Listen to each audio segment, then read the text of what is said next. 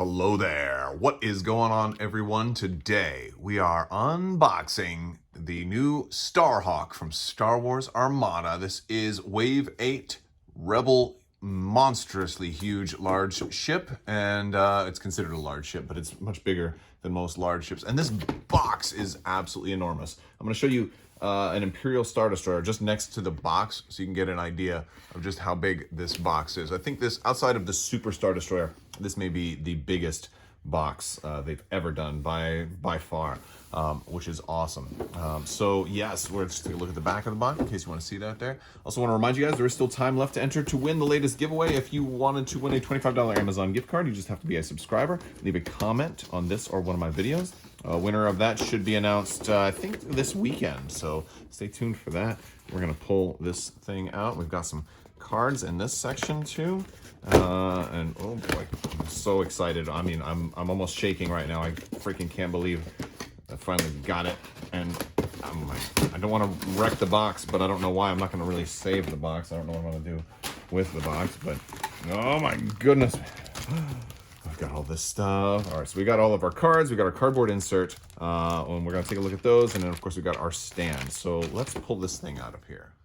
So for what it's worth, I cannot get this piece to go in there. I think it's because my stand actually has a little excess plastic on the side.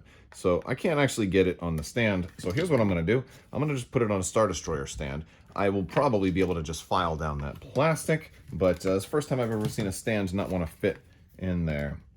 All right, so I've got it on the Star Destroyer's stand right now, but wow, this thing is gorgeous. You know what, I'll put it on the stand later. Let's look at the ship in a little bit more detail. So I'm gonna kind of turn this thing around slowly. I think there's an awful lot to look at that we haven't really been able to see before. We can kind of see it up front here. We've got a lot of paint here on the top, a lot of paint details. Actually, I'm really anxious to get a good look at the underside too, but let's turn it all the way around and go, oh, look at the engine detail right there. Very cool.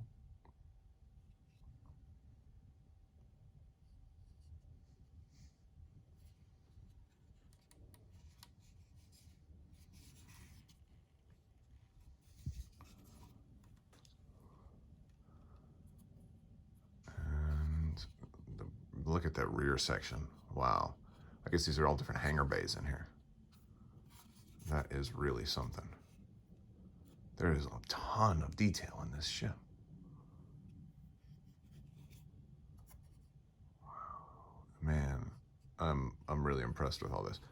And I'm wondering, this whole, whoa, sorry, this whole part right here, is a really nice looking hangar bay. Like, this is a tremendous piece right here. Just this piece right here. Like, it's a whole, you could have like a whole freaking battalion like walk out and like, you know, send off like a larger shuttle could like, you know, take off from there. You could probably have like Corvettes and stuff like launch out of there, I think, because this thing is like massively huge. And this is like, if we're comparing it to like that,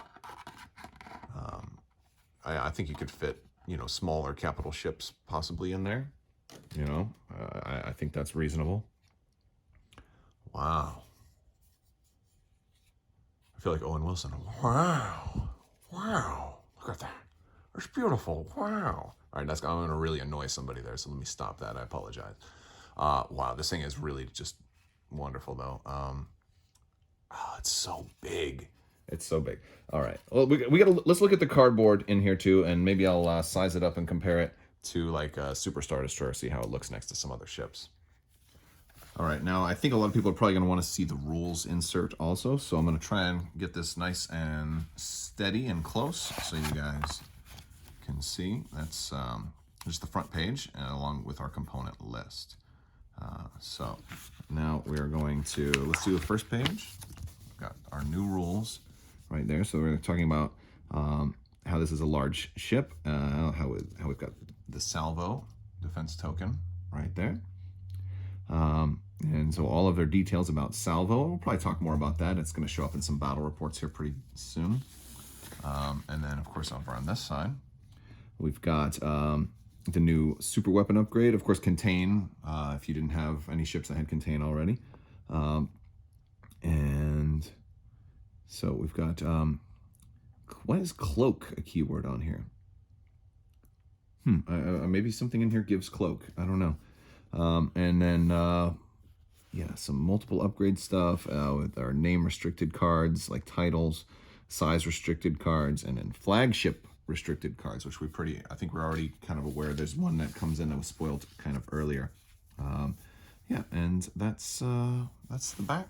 And I don't think anybody's really that interested in the back right now. I think we're more interested in the cards and the cardboard. So first off, here is our base for our Mark II.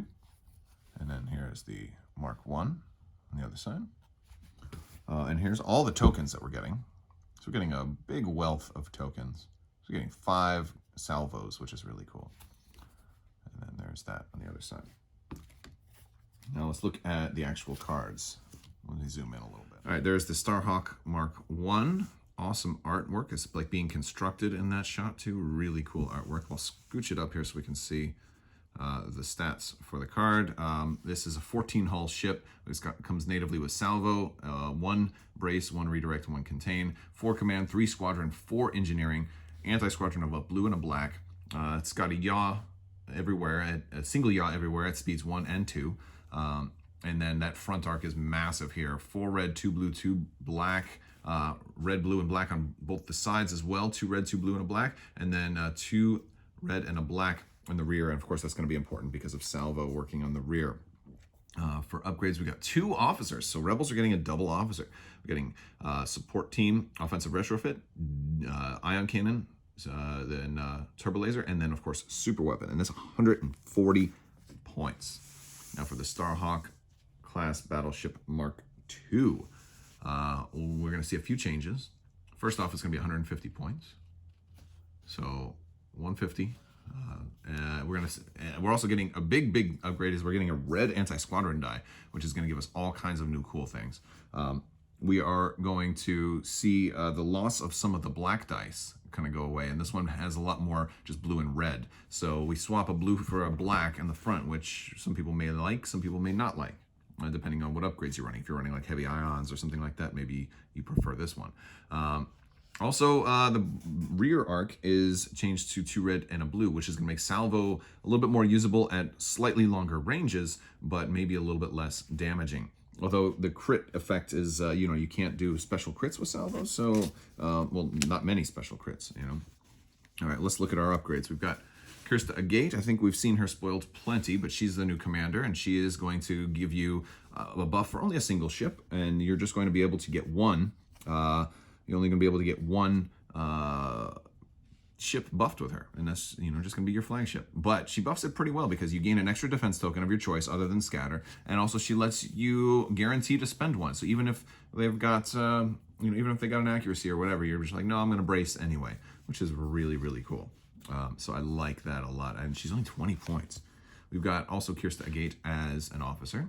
She's got the red or blue crit. You may exhaust this card and ready one of your exhausted defense tokens, and this one can be resolved during a salvo attack, which is like outside of the default crit. This is the only other crit that can be used during a salvo attack. We've got Wedge Antilles. He's cost 4 as an officer, and this is where Cloak comes in. I was forgetting.